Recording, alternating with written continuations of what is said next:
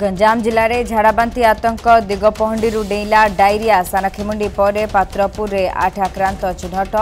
समस्त आक्रांत पात्रपुर गोष्ठी स्वास्थ्य केन्द्र में चिकित्सित बादपुर पंचायत विभिन्न गाँव में व्यापुची झाड़ाबांती परिमल व्यवस्था उत्तम चिकित्सा जोगाइवाई अंचलवासी दाबी जणाई।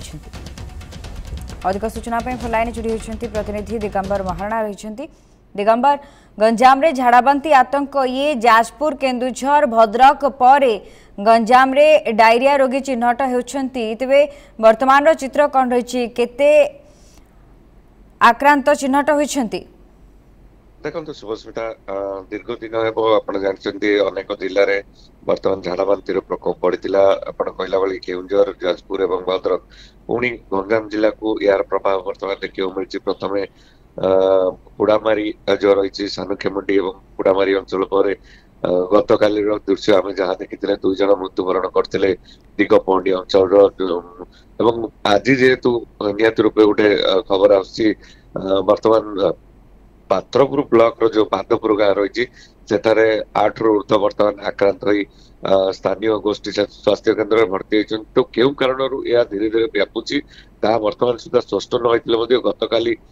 जिला प्रशासनिक अधिकारी ब्रह्मपुर उपजिलापाल एवं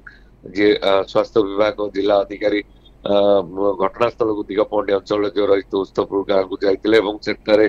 तदंत करी क्यों कारण यह जेहेतु जिला स्वास्थ्य अधिकारी कहवा कथा हूँ खाद्यर मान को लेकिन सी प्रश्न उठाई अखाद्य खाई झाड़ाबांती होतार जिते कहते तो गोटे दिन न पूरण जो 24 घंटा ऊर्ध्व न पूरण बर्तमान पात्रपुर जिते यार आतंक आसला तो स्वास्थ्य अधिकारी कथा को लेकिन प्रश्नवाची सृष्टि कर प्रकृत में क्यों कारण आम जाने पूर्व जो जो अंचल जो झाड़ाबांती प्रकोप बढ़ी पानीर दूषित पानी को गुरुत्व दि दूषित पानी जो परिस्थिति उपजुची झाड़ाबांती प्रकोप बढ़ुची कहीं बर्तमान वर्षा सीजन जोड़ा कहुच्छी आरंभ हो गला सबुठी दीर्घ दिन हम वर्षा बर्तमान लगी रही पारे वर्षार प्रकोप एवं दूषित पानी होता बोली साधारण एक कथा को लेकिन प्रश्न उठुवा बेले जेहेतु गत काली जो भाव जिला स्वास्थ्य अधिकारी कहवा तालमेल बर्तमान रोनी तेणु प्रकृत में जहाँ भी हो लोकों भितर सचेतनता निहाती आवश्यकता रही पानी को जो भाव गरम कर पीवा एवं ता सहित झाड़ाबांती जो झाड़ा हेले सामान्य झाड़ा हेले ओआरएस पीवा एवं निज भितर सचेतन जदि न हे ताले या गोटे पर गोटे अंचल को व्यापी बर्तमान तो गंजाम जिलार 3टी ब्लॉक को आक्रांत होती प्राय 3 जन मुंड जा झाड़ाबांती प्रथमे सानखेमुंडी जड़े और दिगपहंडी 2 जने पुणी जिते पात्रपुर झाड़ाबांती प्रकोप बढ़ुची लोकों भितर सचेतन निश्चय आवश्यकता रही। सुभस्मिता, तेरे वर्तमान जिला प्रशासन पक्षर लोक सचेतन करने किभली भाव में पदक्षेप ग्रहण कहीं किसी विजुआल आम देखा पाचु आशा कर्मी मैंने घर घर बुली लोक सचेतन करुँच जिला प्रशासन किंतु जदि ए दिगरे या दृढ़ भाव देख सठिक भाव देख तेरे क्योंठि ना क्योंठि रोक जापर आशा रही। निश्चित यह हूँ केवल जे प्रशासनिक अधिकारी कह स्वास्थ्य विभाग समस्ते चाहिए झाड़ाबांती प्रकोप रोक जापर कि समस्त भितर गोटे सचेतनता निहाती आवश्यकता रही जे जो दूषित पानी पीवा एवं आप जानते जो ग्राम अंचल विशेषकर पोखरी कुड़िया अंचल से मल परित्याग करती से मलर दूषित पानी आसी पोखरी पहुंचे व्यवहार करती यह गोटे नीतिदिनिया रही विशेषकर गंजाम जिले में तेणु लोक मैंने से जो ठीक जगह जो रही मल परित्याग करने